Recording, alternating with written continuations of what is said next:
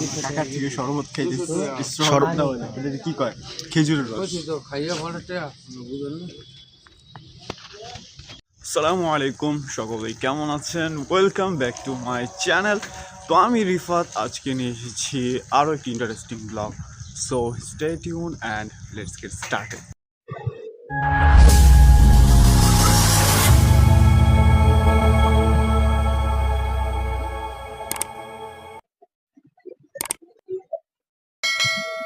আজকের ভিডিওতে আমরা চলে যাচ্ছি উলুখোলা রস খাওয়ার উদ্দেশ্যে।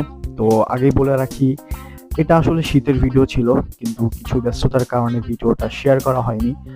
তো সকাল সকাল আমরা সাইকেল নিয়ে বের হয়ে গেলাম রস খাওয়ার জন্য। আমি সাইকেল নিয়ে চলে গেলাম হাতিপাড়া। সেখানে গিয়ে দেখি ইকরাম আমাদের জন্য অপেক্ষা করছে, কিন্তু পেছনে তাকিয়ে দেখি জীবন আমার বন্ধু একদম গায়েব হয়ে গেছে। এখন কি করি? তারপর তার আমরা কল দিলাম, সে বলতেছে রাস্তা নাকি সে চিনেই না। এটা শুনে ইকরাম তো রাগে একদম ফুলা, মনে করেন লাল টকটকা হয়ে গেছে। আর আমি হাসতে হাসতে মনে করেন শেষ হয়ে যেতেছি। দীর্ঘ অপেক্ষার পর ওই যে জীবন পাগলা হাজির হয়ে গেছে। ও নাকি রাস্তা চিনে না।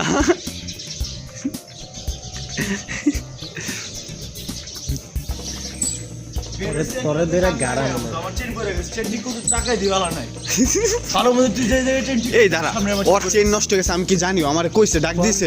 তুই ডাক দিছিস তো? তো এখানে আর দেরি না করে আমরা এখনই রওনা দিচ্ছি। আর আপনারা দেখতে থাকুন আমাদের এই যাত্রা কতটা মজার আর এক্সাইটিং হয়, আর আমরা কিভাবে পৌঁছে যাই আমাদের গন্তব্যে।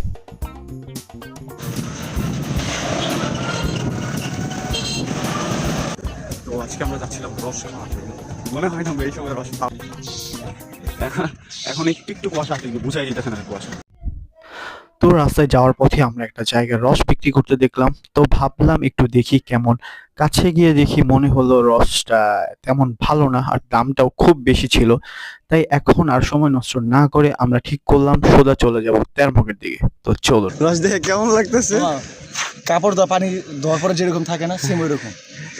আমার সাথে স্ক্যাম হয়ে গেছে। আমি মানে ভিউটার জায়গাটা খুব সুন্দর ছিল, আমি ভিডিও নিতেছিলাম। একটু পরে দেখি কি আমার ক্যামেরা এমন ছিল না। হোয়াট দ্য ফাক ব্রো, কি হয়ে গেল আমার লোকে?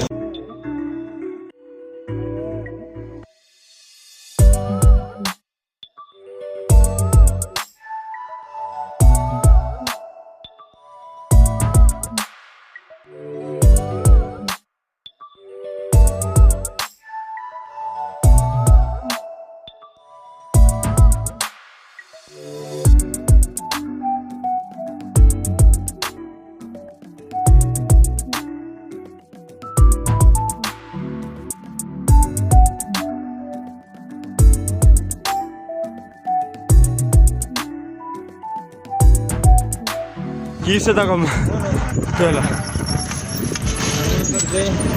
কুলো খোলার দিকে যাবি না ভর্তির দিকে যাবি না কোন দিকে যাবি সেটা তাহলে এই দিকটা ঢুকবো নাহলে ওই দিকটা যাবো। কোন দিক দিয়ে গেলে ভালো?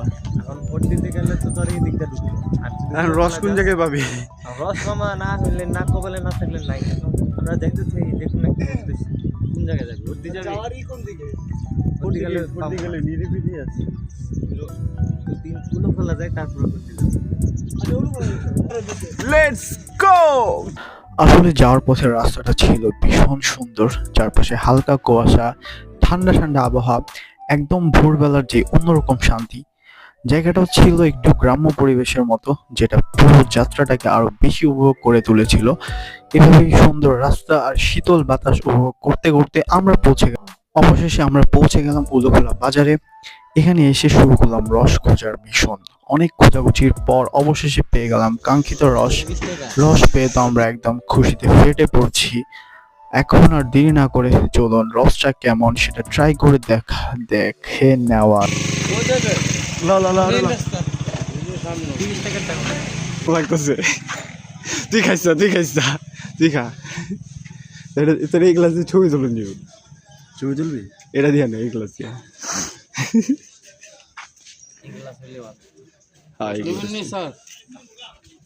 কেমন লাগতেছে জীবন খেলা? রাজাবাড়ি গেছিলাম ঢাকার থেকে শরবত খাইতেছি। শরবত কি কয়? খেজুরের রস। খাইয়া ফলটা বুঝলেন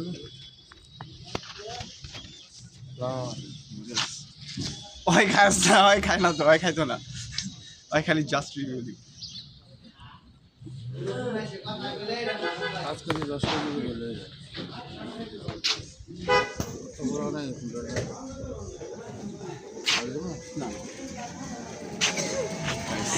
ছবি তুলে খাবো শেষই বেরো।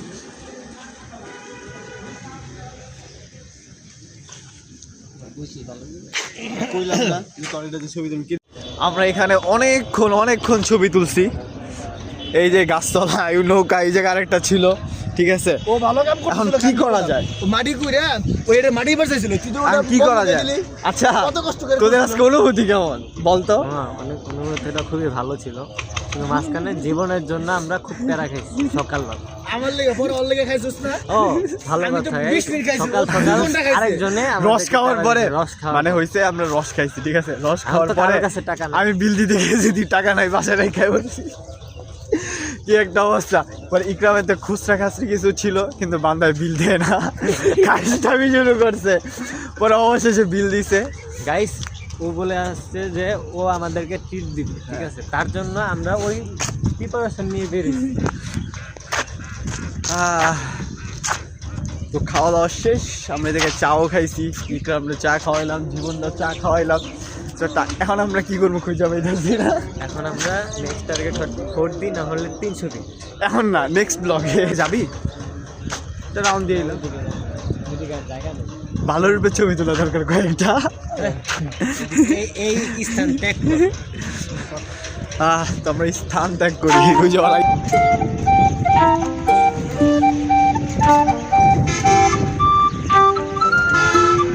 কি কমু অগ এনতে ঘুরাই লয়ে গেলাম, ঠিক আছে। ওখান থেকে ঘুরাই লয়ে গেলাম, ওরা এখন কইতাছে এনতে 300 ফিট চাই। মানে কি কমু ওগুলো, তখন 300 ফিট যা করবি কি তোরা? কি রে ভাই, কইলোটা কি? 300 ফিট মাপ দিব, আসলে 300 ফিট কিনা বুঝছ নাই? ওটাতে মাপ দাও মাপ। তাহলে- তাহলে তাহলে তো ব্লগটা অনেক লং হয়ে যাবে। আপনারা কি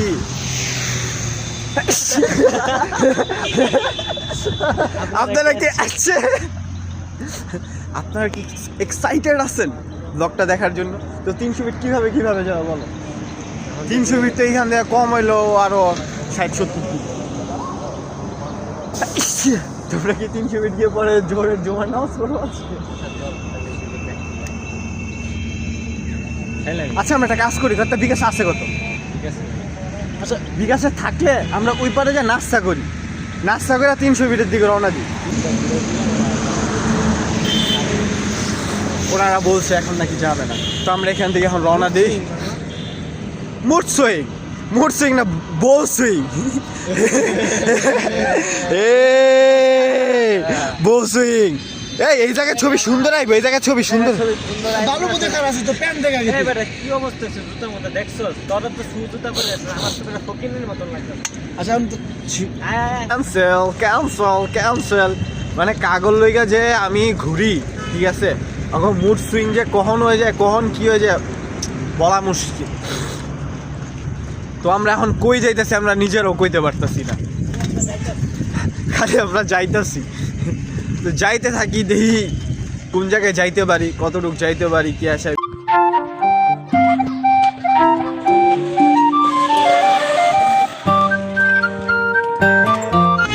এই জানার লেগে ধর দিই, ওর লেগে অ্যাক্সিডেন্টটা হয়েছে। আমরা এইটা আমি মোচরে ধুরুম করে ঢুকা সাইকেলটা দেখা, সাইকেলটা দেখা। এটা পড়ছিল, এটা তো তুলসী পাতা। দুটোটাই পড়ে গেছিল গায়ে, দুটোটাই পড়ে গেছে। তুই হুট করে ঢুকাস, যে আমার বহারা আর তুই ঢুকছে তো আমি ঢুকাইতে গেছি, ওই তো লাগাই দিছে। আমি তো ঠিকঠাক দেওয়ার তো ওই যে লাগাই দিছে, আমার হাতে ছিল ফোন, এক হাতে তো আমি কন্ট্রোল করতে পারতেছি না, দুটো করে বলে গেছি। বাবা অ্যাক্সিডেন্ট করবি, অ্যাক্সিডেন্ট করবি। না হয়েছে কি, এই দুজন ঢুকাইছ এলে আমি ফোনটা বন্ধ করে পকেটে ঢুকাইছি এই হাতে এখন আর কয়টা ধুরুম করে দিয়েছি আমি তো সিটে পড়েছি সিটে উঠছে যে পাক লাগাবো লাগবে না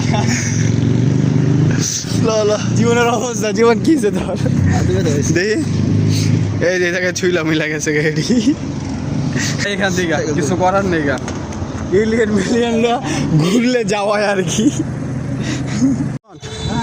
কাজ কর ওই যে অ্যাক্সিডেন্টটা করলো লাগাই দিই লাগাই সাবধানে যাইস আসছে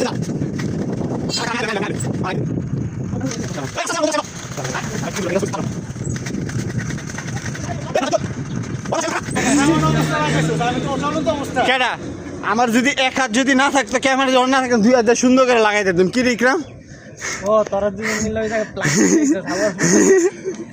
আমরা দুজন তো পড়ছি তাহলে ওরা আমার গালা তোরা আমার বন্ধুরা দুশ্মন আমার বন্ধু বাসার সামনে ল তো তেরমগ আসার পর মনে পড়লো এখানে তো আমার বন্ধু নাজমুল আছে, তো বন্ধুরে ফোন দিয়া বন্ধুর পকেটে একটু খসাই এই প্ল্যানেই আসি। তো বন্ধুরে ফোন দিলাম, বন্ধু বলতেছে বাসায় আছে, অনেকে আসবে। তো আমরা ওর বাসার সামনে দাঁড়িয়ে রয়েছি, ওরা অপেক্ষায়। গাইস আমার বন্ধু এসে পড়ছে, আমার বন্ধুর অবস্থা না আর বন্ধুর অবস্থা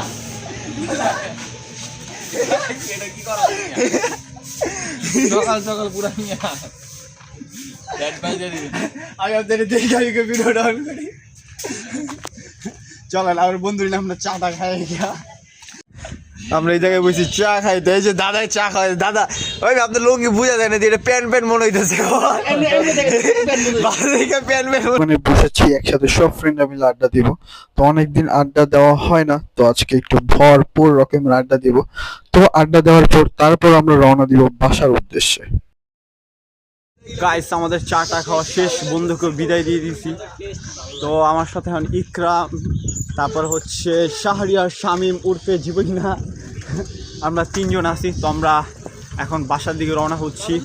তো আর ভিডিও করার আর কোনো নাই, অনেক কষ্ট হয়ে গেছে। তো আজকের ভিডিওটা রাখতেছি এই পর্যন্তই। যারা যারা আমার ভিডিওতে নতুন তারা ভিডিওতে একটা লাইক এবং চ্যানেলে একটা সাবস্ক্রাইব করে দিবেন। তো ধন্যবাদ, আসসালামু আলাইকুম।